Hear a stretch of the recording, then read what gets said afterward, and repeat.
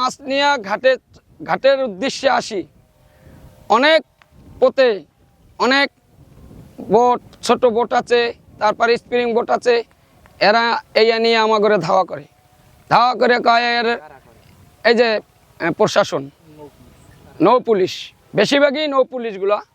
এই নৌ পুলিশের স্যার ঘটনা আরও একটা আমাদের এই কাছাকাছি 2-3 বছর আগে এই আমাদের এই বালিয়াতলির যে নৌ পুলিশ, এর একজন দারোগা ছিল মামুন করে নাম। উনি একটা বোট ধাওয়া করছে, এই ধাওয়ার চোটে উনি এই বোটটা ধাওয়া করনে ওই লোকটা পরে দৌড়াইতে যাইয়া পড়িয়া বোটের ওই জায়গায় মারা গেছে। মারা যাওয়ার পর উনি চলে গেছে। আমার ওই ভাইরে তো আর এখন পর্যন্ত পৃথিবী শেষ হয়ে যাইলেও আর ওই ভাইরে পাবো না। এইভাবে এখন বর্তমানেও এরকম ধাওয়া করে। যদি আমরা এই আরবদারের মাধ্যমে যদি আমরা এই হ্যাগো একটা ভাওতা যে চায়, হেরা যে দাবি করে, ওইয়া যদি না দেয়, তাহলে আমাগো ধরে অ্যারেস্ট করে, তারপরে বান্ধে রাখে, কাঁচা মাছ ধরে চাপে ধরে খাওয়াই দেয়, মাছ ধরি করে, বিভিন্ন পদের ছলনা এরা করে। এগো হয়তো আমরা অনেক বোট সাগরে এগোনে উঠা 8 দিন 10 দিন 15 দিন আমাকে কাইঠা যায়। আমরা যখন সাগরে গনে উঠি তখন আমাকে চেহারার কিছুই থাকে না। এই সময় যদি এই জ্বালা যন্ত্রণায় আমরা পড়ি, তাহলে আমাকে অনেক দুর্ভোগ হয়ে যায়। আর কুলি আইলে যেমন এই আপনার নৌ পুলিশ আছে, বাইলেতলির, এরা আবার মনে করেন গাড়ি আইলে হেরাও জ্বালায়। এনে আছি আমরা বিভিন্ন ঝামেলায় গাঙে, মানে ভালোভাবে শান্তিতে জাল পাওয়া বড় মুশকিল হয়ে যায় আমাকে।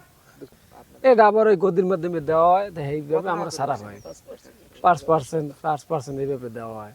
এরকমেরই টাকা না দিই তাহলে ধরিয়া জালে আগুন দিয়ে দেয়, নয়তো পুরাই দেয়, নয়তো জেল দিয়ে দেয়। টাকাটা তারা আরবদের মাধ্যমে দিই। একটা বোট পিছে 20,000, 25,000, 30,000 বোট বুঝে নেয়। এরা নেয়, নৌ পুলিশে নেয়।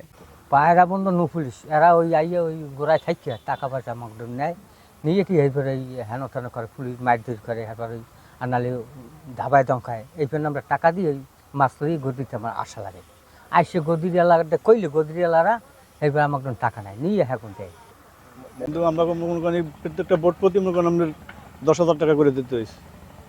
এটা আমরা গদির মাধ্যমে দিই টাকা, বোট প্রতি 20,000 টাকা। আরবদারের কাছে দিয়ে আরবদারে ম্যানেজ করে প্রশাসন কারা? প্রশাসন হলো নৌ পুলিশ। বলবো এটা 100% মিথ্যে এবং এর কোনো সত্যতা নাই। আর যদি কেউ এই ধরনের থাকে যোগাযোগ করতে বলবেন, কথা বলতে বলবেন, আমরা সবসময় আছি। আমরা সবার সহযোগিতার জন্য আছি এবং এখানে জেলে সম্প্রদায় বা এই যে আরবদার বা মৎস্য আহরণে যারা নিয়োজিত আছে তাদের সার্বিক নিরাপত্তার জন্য আমরা সর্বোচ্চ চেষ্টা করে থাকি সবসময়।